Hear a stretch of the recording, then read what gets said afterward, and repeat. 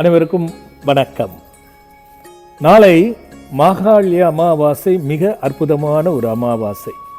இந்த அமாவாசை பங்கு கொள்வது என்பது வெற்றிலை யாகம் என்பது பகல் 3 மணிக்கு இங்கே தொடங்கி நடைபெறும்.